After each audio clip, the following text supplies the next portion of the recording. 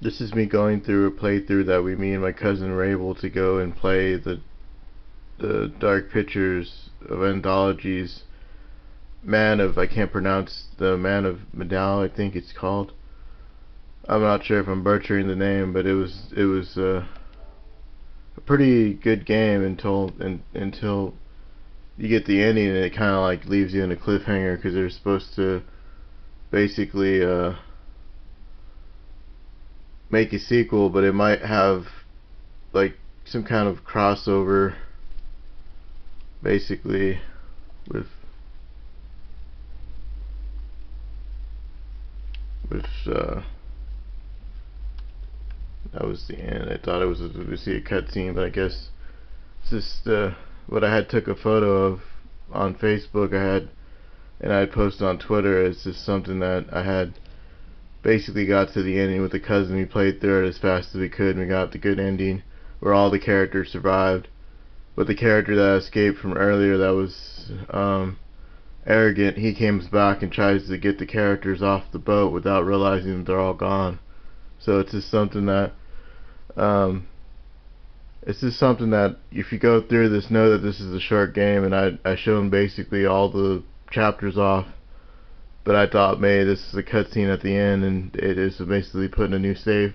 So I didn't want to make another save file, so I just basically try to explain my sort of experience with the game, and it's made by the same people that made Until Dawn, that Sony PlayStation exclusive game to the platform. It was like one of the launch titles way back in 2013 or 14. I'm not sure on the year, it could be wrong, but I know it was a game that came out prior to the launch of the PlayStation 4, and it was a pretty good title that I went ahead and go back to that. I got everyone that survived off the ship. Let me see if I can go back and try to, if I know that I'm sort of like a nervous wreck when it comes to these videos, and I don't know whether to post what I played, and I had post sort of where we're at, and I didn't mean for that, but it's okay because you can't really directly know that it get that many views in the first place. So it's something that I overlook. That I get nervous about this kind of stuff because I just knew that I just enjoyed the game with the cousin and relative that came in town, and we both played it and got to the end.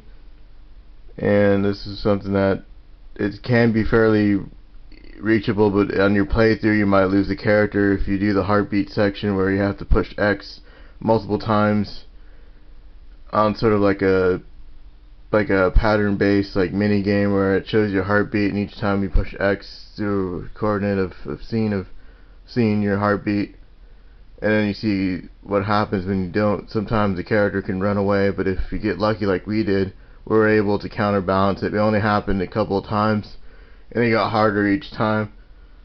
And it's really a pleasant game to play through. Like, it's a horror-based game, but it reminded me of the early Silent Hill games. It reminded me more of Silent Hill than Resident Evil because there was elements of like of illusion, of seeing things that weren't there, and then basically seeing like a haunted ship. But it was basically something that was unexpected, things that occurred too in the game that threw you off, and there wasn't really as much of a challenge, but it's mostly just like if you want to go through a game like Heavy Rain or like Detroit 2 Human, or a game where it has like structure with story elements, like point and click type deal, then these games are barely as much as I hate to say this, the internet made as much as today as many were expecting. I hope they make a sequel to this game, so I just hope that in the end it turns out well, that they had enough revenue to make another game, because they went ahead, and these are budget titles, but the graphics on them look good. And I think it's multi-platform too, because Until Dawn was a PlayStation exclusive, but this game had basically multiple platforms. I think Xbox One and PS4 as well, and PC, and Steam, and all those other platforms have this game on there. And it was pretty well thought out, and it had elements of Uncharted, elements of Silent Hill, elements of Resident Evil, elements of just different games that came out in prior it had all that combined into one thing, and it reminded me of the old school like fashion over the shoulder tank, you know, like Resident Evil Code Veronica type camera angles to it, that sometimes it would get wonky and you wonder where to go, and the corridor was too short or there was too many doors and one door wouldn't lead to you where you needed to go, but you found some puzzle that you need to get through. And it goes in comparison to the older games that you have probably played, like Resident Evil and Silent Hill, like I know I mentioned those, and other games like The Suffering kind of goes into those. So it has like supernatural elements too to it that I'm not going to spoil here, but it is something that it was a pretty good game overall, and I enjoyed it, so I'll give it a 4 out of 5. That's my review of the Dark Pictures Anthology, Man of Mana. I enjoyed it, so it is something that I hope that this gets views, so hopefully that someone can click on it. I'm going to post this on Facebook and Twitter as well.